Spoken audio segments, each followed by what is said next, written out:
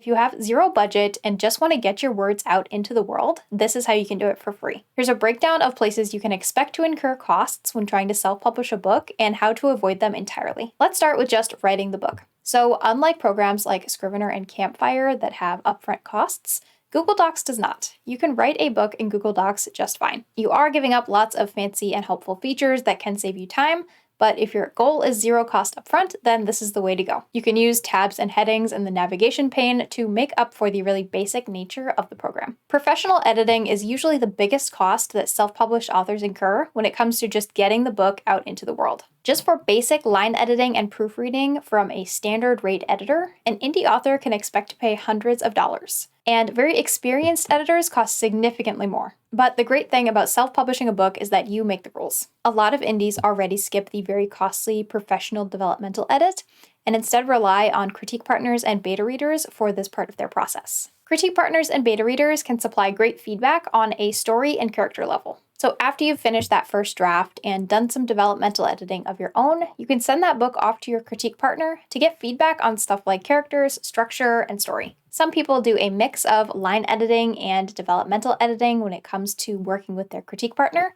while others prefer to stay on more of a developmental, big picture level.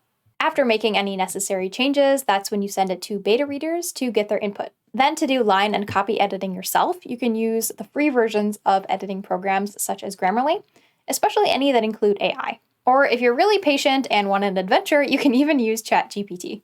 So with that, and maybe a few friends who are generous with their time, you can probably get away with skipping the professional proofread as well, as long as you've got a careful eye for detail and aren't too worried about a little typo here and there.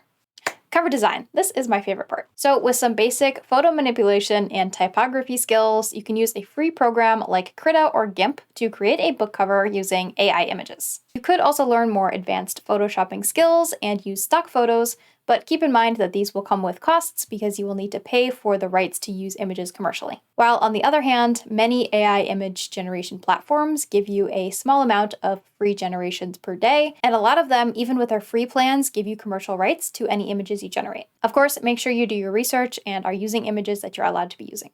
Print-on-demand companies such as Kindle Direct Publishing will have templates for paperback and hardcover books, so you can use those as well, and you're not just limited to ebooks. Now, of course, this definitely takes way more time and can be a lot more frustrating than just working with a cover designer and paying someone to make a cover for you. It takes time to learn the necessary skills for this, so you will need to learn how to prompt AI to get the images you want, and you'll need to learn some of these basic Photoshop skills. And then, of course, there's the skills of just learning design and knowing what kind of covers will attract readers. But the good news is this skill pays off pretty fast, because if you ever want to do another book cover in the future, then you will be able to do it yourself.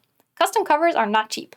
So formatting books yourself used to be kind of a pain, but these days there are really great programs that are completely free and super easy to use. Mainly you're going to be looking at Draft to Digital and Kindle Create.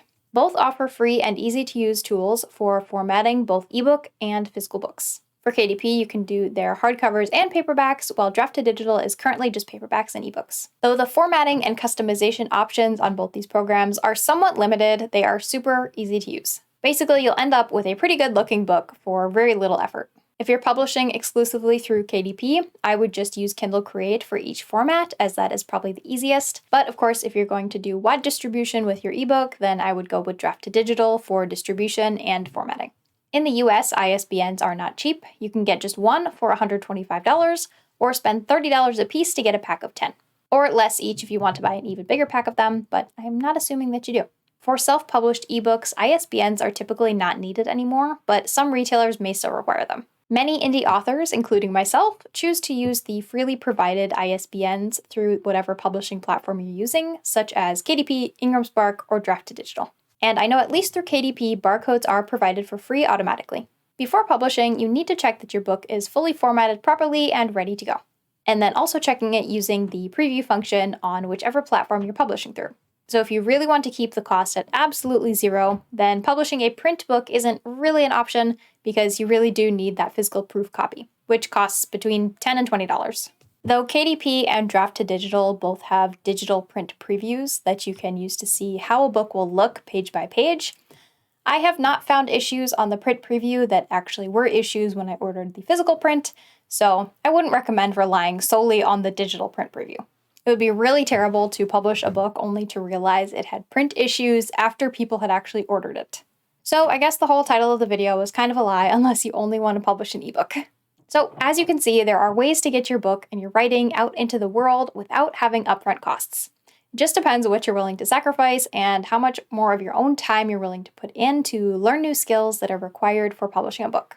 Speaking of self-published books, if you like standalone fantasy adventures with epic battles and magic and druids and bounty hunters, you can check out Revenge of the Druid Queen, which is my most recently published book.